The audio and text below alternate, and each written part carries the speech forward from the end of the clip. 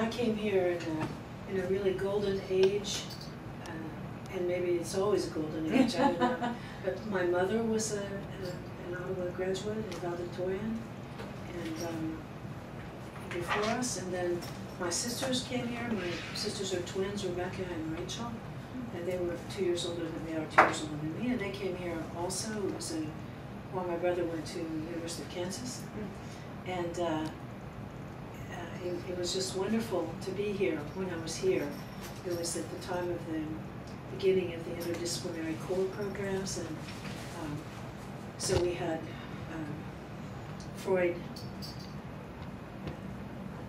Darwin, and Machiavelli, and Marx, and Copernicus, and Luther, core. And we had senior core, interdisciplinary problem solving and writing a report, a thesis together. We also had to write a contract with the school for our graduation requirements. We had the advising was in full swing, and the president of the university, Peter Armcost, was very much investing in developing the faculty and giving them the tools and experiences that they needed in order to really support the students and challenge the students and ask questions, teach us to ask questions. And I formulated my interests as a question, which we were encouraged to do. This question being, what is the fullness of a human person, and how does he become it? So there are many contexts in which this question could be addressed, and I explored some of them, and I settled on human development in the context of education. And I studied William Perry and Lawrence Kohlberg and Piaget. And in my 4th year, I finished my requirements, my graduation requirements, and I had a Rotary Fellowship, and I went to Canterbury and stayed there for a year. I was kind of looking at how British higher education looks over against my models and my concepts that I had about human development, especially college students. Then I went to Harvard, and I continued human development there. And Lawrence Kohlberg was my first advisor, and then William Perry was my advisor. So it was and then Carol Gilligan was my last advisor, who did groundbreaking work in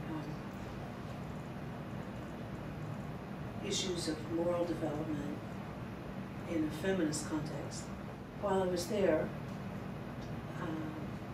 first heard about the Orthodox Church, started to learn about that, Eastern Orthodoxy. What I understood immediately was that these people know about prayer, which I always wanted to learn to pray. You know, growing up on the farm here in Kansas, it was not an issue whether there is God. It's very clear that there is God. And so in the West, usually that's the question, is there a God or not? And you find all these scholastic proofs, and you find people say, is there God, is there not God?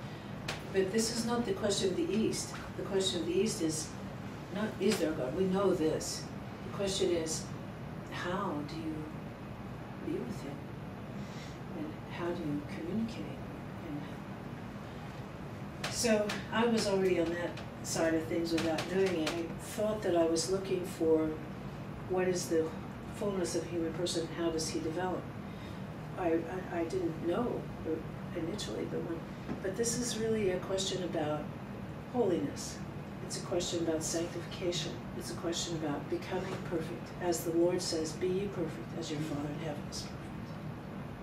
And that's a commandment. Monasticism is not. Monasticism is always a free choice. It's a, what do you call it? Not the required course. What do you call the other course? Elective. It's an elective. While I was doing my doctorate in human development, and especially focusing on how writing expresses and provokes intellectual development in college students, I found what I was really looking for in the church was not only the fullness of the understanding of a human person, but also the power to change and to heal, and in fact to become perfect, and a perfection which only becomes more and more perfect. And this is the perfection. It's not a state, it's a process which is always and always and always going on. I came to Lawrence to visit my sister after a week out on the tractor with my parents, fortunately, because I spent the next 3 months in the hospital inside, so it was nice that at least I was outside the whole time before that. I came to, and my sister was going to, who's a graduate of Ottawa, Rachel, and she was one of the, I think she was the first woman ordained by the Lutheran Church in Kansas. Wow. And she was in Lawrence at the church there, and I went to visit her.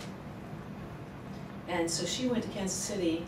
She was going to Kansas City to the Hyatt, because they were having these tea dances on Friday nights to promote, talking about marketing and promoting. Uh-huh. Yes, they had these tea dances to promote the Hyatt. And they had jazz, big band, and we used to play, and here too. Ah. So we went, and I was supposed to meet another graduate of Harvard, Dan Crabtree, who has been on the Board of Trustees also in recent years. But anyway. Graduate of Ottawa. Graduate of Ottawa. That's my classmate here. And with Kevin and Joel Fredrickson. Yes.